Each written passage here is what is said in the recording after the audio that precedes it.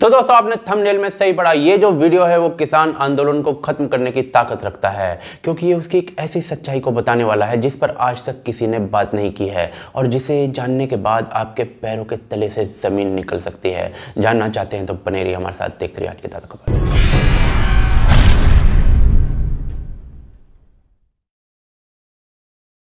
तो दोस्तों इस वीडियो में हमारा क्लेम है इस आंदोलन की सच्चाई बताने का, तो उसके लिए हमें ये जानना पड़ेगा कि ये आंदोलन जो है वो शुरू कब हुआ और कैसे हुआ। तो जी आंदोलनकारियों का जो क्लेम है वो ये है कि भाई जो कृषि पर कानून आए हैं 3, उनका हम विरोध कर रहे हैं। अच्छी बात है, अगर प्रॉब्लम है तो विरोध करना भी चाहिए, लेकिन सवाल ये कि कृषि पर आधारित जो 3 कानून है वो कब आए हैं। तो 5 जून 2020 को सरकार इन पर ऑर्डिनेंस लेकर आई थी, यानी कि अध्यादेश लेकर आई थी, और सितंबर में लोकसभा और राज्यसभा से इनको पास किया गया है और 27 सितंबर को इन पर राष्ट्रपति के जो दस्तखत हैं वो हुए हैं और ये कानून बन गए। यानी कि ये जो बिल हैं वो 2 बार बड़ी बड़ी न्यूज में आए, एक बार 5 जून के आसपास और दूसरी बार सितंबर में जब ये पारित हुए हैं। तो हमें ये देखना चाहिए कि क्या जून के अंदर इन बिल्स के ऊपर कोई प्रोटेस्ट हुआ था। तो जी आप गूगल कर देखिए फार्मर प्रोटेस्ट कीवर्ड्स के साथ, और डेट्स जो हैं वो सेट कर लीजिए 1 जून से 30 जून तक, यानी कि 1 जून से 30 जून तक। तो आपको कुछ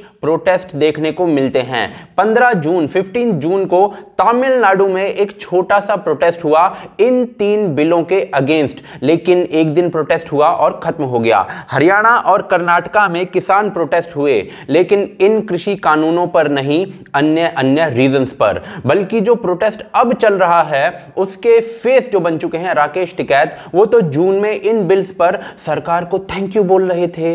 क्या जून में पंजाब में कोई प्रोटेस्ट हुआ था?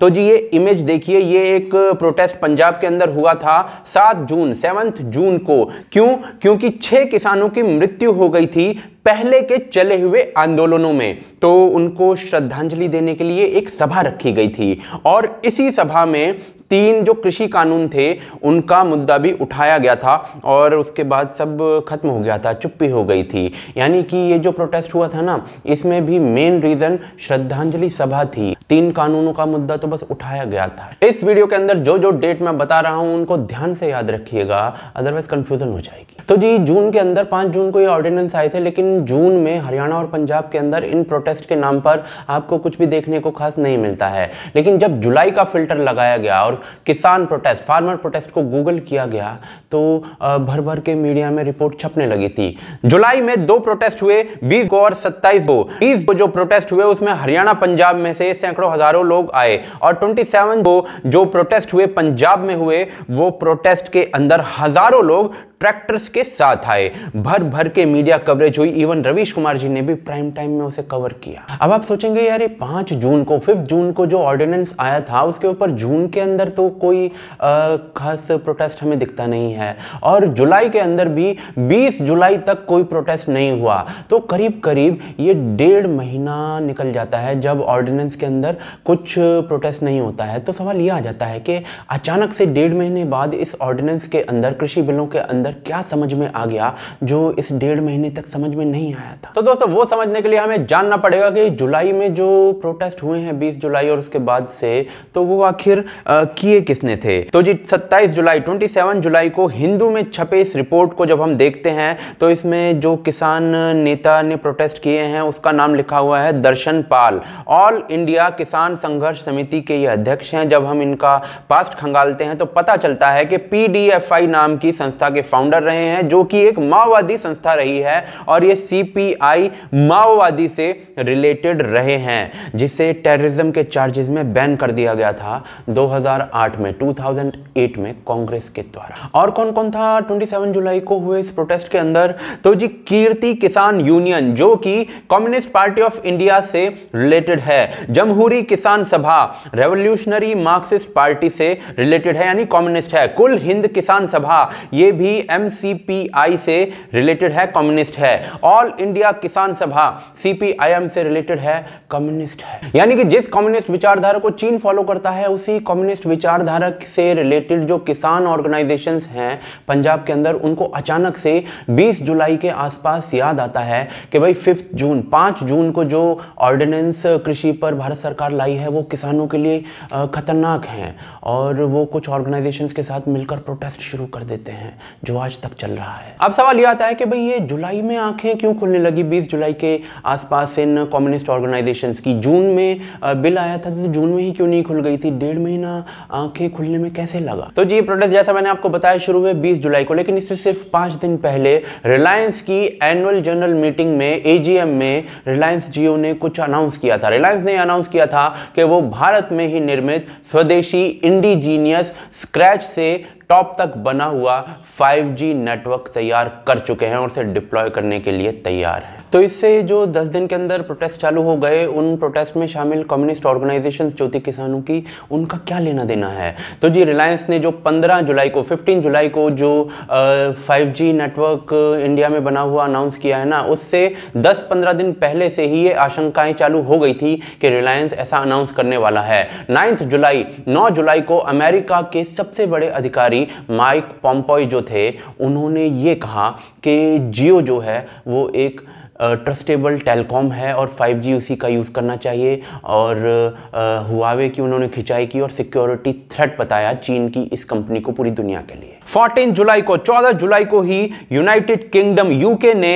हुआवे के 5G पर बैन लगा दिया। ये जुलाई का आर्टिकल है। ऑस्ट्रेलिया भी बैन लगा चुका था, इस डायग्राम में आप देख सकते हैं। जर्मनी बैन नहीं लगा रहा था, लेकिन जो जर्मनी के ऑपरेटर्स हैं उनको हुआवे के अलावा दूसरे वेंडर्स खोजने के लिए कह रहा था। न्यूजीलैंड, नॉर्वे बैन लगा चुके थे। भारत, कनाडा बैन लगाने के बारे में सोच रहे थे। बहुत सी कंट्रीज में बैन नहीं लगा था, लेकिन वो यूजेज के खिलाफ होते जा रहे थे, जैसे कि फ्रांस, जर्मनी। इटली के नेटवर्क खुद को हुआवे से दूर कर रहे थे। 9 जुलाई की ये न्यूज़ है। बैन वाली जो लिस्ट है ना, वो काफ़ी लंबी है, इसलिए सारी नहीं बता पाऊंगा, इसलिए आपको खुद पढ़ना पड़ेगा, लिंक डिस्क्रिप्शन में। अब इस पूरे इशू से जो कि जुलाई में हुआ और खासकर 15 जुलाई के आसपास हुआ है, उससे चीन को भयंकर नुकसान था। चीन के पास 91 कॉन्ट्रैक्ट से फरवरी 2020 में 5G से रिलेटेड, जिनमें से 47 सिर्फ यूरोप से थे और यूरोप में धड़ाधड़ कैंसिल हो रहे थे कॉन्ट्रैक्ट। तो चीन को भयंकर नुकसान था इससे। जुलाई में तो इन कैंसिलेशंस की बाढ़ आ गई।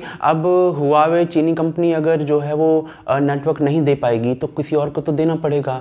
तो जियो ने अनाउंस किया और 9 जुलाई को जो US के सबसे बड़े अधिकारी थे माइक पॉम्पॉय, उन्होंने अनाउंस किया कि जियो जो है वो एक क्लीन टेलीकॉम है और एक तरीके से रिकमेंडेशन दे दी पूरी दुनिया। अब यदि आपकी रिकमेंडेशन जो है पूरी दुनिया के अंदर 5G को डिप्लॉय करने की हो जाती है पूरी दुनिया के नेटवर्क्स के लिए, तो ये 5G के डोमिनेंस वाली बात है वर्ल्ड ओवर। और आने वाले फ्यूचर के अंदर जो आपका फ़ोन ही नहीं, आपका हर इलेक्ट्रॉनिक इक्विपमेंट से लेकर आपकी गाड़ी जो है वो 5G से चलने वाली है। दूसरी तरफ आपके जो ऑपरेशंस हैं, मेडिकल ऑपरेशंस, वो भी 5G से होने वाले हैं। ऐसी दुनिया बहुत निकट भविष्य में होने वाली है। तो ये वो बिजनेस है जिसको डोमिनेट करने वाला जो है ना, वो पूरी दुनिया में लाठी बजाएगा। रिलायंस जियो इस पूरे बिजनेस के अंदर सबसे बड़े नामों में से एक बनकर उभर रहा है और पूरी दुनिया को नेटवर्क देने के लिए तैयार बताया जा रहा है। दूसरी तरफ चीनी कंपनी को जो कॉन्ट्रैक्ट भी मिले थे वो भी कैंसिल हो रहे हैं। लेकिन ऐसा हो क्यों रहा है? तो जी पूरी दुनिया कहती है कि हुआवे जो है ना चीनी कंपनी, वो रिस्की है। क्यों? क्योंकि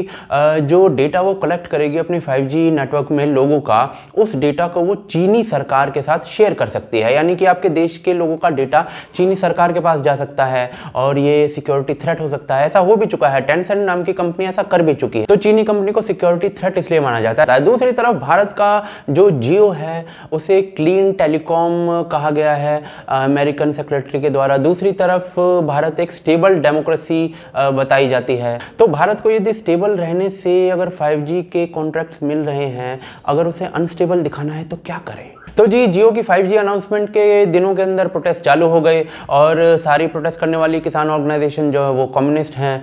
1.5 महीने तक बिल आने के बाद प्रोटेस्ट हुआ नहीं, लेकिन जिस दिन से जियो ने अनाउंसमेंट की है उस दिन के बाद से प्रोटेस्ट रात तक रुके नहीं। शुरुआत की कम्युनिस्ट ऑर्गेनाइजेशंस ने, फिर भोले भाले किसानों को भड़काया, फिर भोला भाला किसान भी इन प्रदर्शनों में जुड़ गया और भीड़ बढ़ने लगी और फिर भर भर के बाद में खालिस्तानी सपोर्टर्स भी इससे जुड़ गए। तो हालात यहाँ तक पहुंचे। लेकिन क्या ये जो जियो का लिंक समझ आ रहा है किसान प्रोटेस्ट के साथ, क्या ये सही है? तो जी आपने किसान प्रोटेस्ट को क्लोजली मॉनिटर किया है तो किसान प्रोटेस्ट के अंदर बॉयकॉट जियो के नारे लगे हैं और ये आंदोलन उन्होंने चलाया है। और उसके बाद रिजल्ट जो है वो ये रहा है कि अगर आप एयरटेल से कंपेयर करें जियो को, तो जियो के जो सब्सक्राइबर्स हैं वो बहुत कम रेट से बढ़ रहे हैं पिछले 6 महीनों से, और एयरटेल के कई गुना ज़्यादा तेज़ी से बढ़ रहे हैं। ये जियो के आने के बाद पहली बार ऐसे रिजल्ट देखने को मिल रहे हैं। कारण सिर्फ किसान प्रोटेस्ट है। पंजाब के अंदर जियो के 1500 टावर्स को डैमेज कर दिया गया। रोज करीब 200 टावर्स को डैमेज किया जा रहा था एक्शन लेने से पहले। सोच कर देखिए सब कितना ऑर्गेनाइज्ड होगा। पंजाब में करीब 9,000 के करीब जियो के टावर्स हैं, यानी कि करीब 20% टावर्स को डैमेज कर दिया गया। गजब है भाई। अब कोई पूछे कि भाई ये जो जियो है इसका किसान प्रोटेस्ट से क्या लेना देना है, तो ये लोग बोलते हैं कि भाई अंबानी जो है वो मोदी का दोस्त है और मोदी ने अंबानी को फ़ायदा देने के लिए ये बिल लेकर आए हैं। रिलायंस वाले बोलते हैं कि भाई हम तो कॉन्ट्रैक्ट फार्मिंग में आ ही नहीं रहे हैं, तो ये कहते हैं कि so what, go to hell, असी तो टावर फूकांगे। पंजाब के अंदर रिलायंस के और भी बतेरे बिजनेस हैं, जैसे कि रिलायंस फ्रेश, रिलायंस स्टोर जैसे बहुत से बिजनेस हैं। शहर के बीचों बीच स्थित हैं, लेकिन किसी पर कोई अटैक नहीं हुआ है, जबकि शहर के बीचों बीच स्थित हैं और अटैक करना बहुत आसान है। अटैक हुए हैं रिलायंस के टावर्स पर, वो भी इतनी बड़ी संख्या में, जबकि ये ऐसी लोकेशंस पर होते हैं जहां पर अटैक करना आसान नहीं होता। और दूसरी तरफ शक्ल देखकर ढंग से पहचान नहीं पाता आम आदमी के ये एयरटेल का टावर है या रिलायंस का जियो का टावर है। लेकिन गजब, पंजाब में किसानों ने 1500 टावर ढूंढ निकाले और एक एक को चुन चुन कर अटैक किया, डैमेज किया। और किसी बिजनेस पर अटैक नहीं किया रिलायंस के, सिर्फ टावर्स पर अटैक किया जो कि टेलीकॉम बिजनेस है और 5G ला रहा है। दूसरी तरफ ग्रेटा थनबर्ग ने गलती से जो डॉक्यूमेंट ट्वीट कर दिया था, टूल किट को ट्वीट कर दिया था, और जिसे खालिस्तानी संस्था ऑपरेट कर रही थी, जिसके बारे में डिटेल में जानना है तो 2 वीडियोस के लिंक डिस्क्रिप्शन में हैं। उसमें कई जगह पर साफ साफ लिखा हुआ है अंबानी अडानी को टारगेट बनाना है, वो भी मल्टीपल लोकेशंस पर, वो क्योंकि किसानों के खिलाफ हैं तो ऐसा करना है। तो जी 3 बिलों से ज्यादा जो है वो विरोध अंबानी का हो रहा है, ऐसा प्रतीत होता है। कंक्लूजन क्या निकलता है, तो जी 1.5 महीने तक इन बिल्स के आने के बाद जो है इस आंदोलन में प्रोटेस्ट के नाम पर कुछ भी नहीं था। और दूसरी तरफ जैसे ही जियो ने 5G अनाउंस किया और दुनिया जो है हुआवे को बैन करने लगी, तो इन आंदोलनों में जान फूंक दी गई कम्युनिस्ट ऑर्गेनाइजेशंस के द्वारा किसानों की। चीनी आइडियोलॉजी पर पलने वाली इन किसान ऑर्गेनाइजेशंस ने आम जो किसान होता है उसको भी भड़काया इन बिल्स के खिलाफ, वो भी इसमें शामिल हुए। और उसके बाद भर भर के खालिस्तानी ऑर्गेनाइजेशंस इस पूरे आंदोलन में शामिल हो गई। क्या इतना बड़ा प्रोपेगेंडा पॉसिबल है? तो जी आज का जो समय है ना, उसके अंदर डायरेक्ट वॉर जो है वो बहुत कम होती है। यदि आपको सामने वाले देश को प्रगति करने से रोकना है तो उसकी गति को रोकना पड़ेगा, और गति को रोकने के लिए जो है वो प्रोटेस्ट से बढ़िया कुछ भी नहीं है। तो ऑलमोस्ट सारे देश यही चीज़ें अपनाते हैं, चीन इसमें चैंपियन है। जियो को इस आंदोलन से ऑलरेडी कुछ नुकसान हुआ है, और कल को सोचिए कि आंदोलन इतना बड़ा हो जाए कि पूरे भारत के किसान जो हैं वो जियो के कनेक्शंस को छोड़ने लग जाएं, तो जियो के नुकसान की आप कल्पना भी नहीं कर सकते। जो सारे 5G डोमिनेंस के जो प्लान है वो सारे धरे के धरे रह जाएंगे और चीनी कंपनी हुआवे के मजे आ जाएंगे। बाकी दुनिया जिस प्रकार से चलती है उसी प्रकार से ये जो डॉट्स हैं वो कनेक्ट किए गए हैं। अब ये आंदोलन जो है वो खत्म हो सकता है अगर लोग इन बातों को समझ लें। समझेंगे तब जब वो इसे सुनेंगे, और सुनेंगे तब जब आप शेयर करेंगे। तो इस वीडियो को शेयर करिए, क्योंकि अगर आप शेयर नहीं करते हैं तो वो जीतते हैं जिनको आप हराना चाहते हैं। तो शेयर करिए इस वीडियो को। साथ ही साथ यदि हमारे काम को सपोर्ट करना चाहते हैं तो patreon.com और ज्वाइन बटन के थ्रू सपोर्ट कर सकते हैं। दोनों के लिंक डिस्क्रिप्शन के अंदर हैं। हमारी मर्चेंडाइज ले सकते हैं भोकालफैक्ट्री.com से। आप देख रहे हैं आज की ताज़ा खबर। जय हिंद, जय भारत।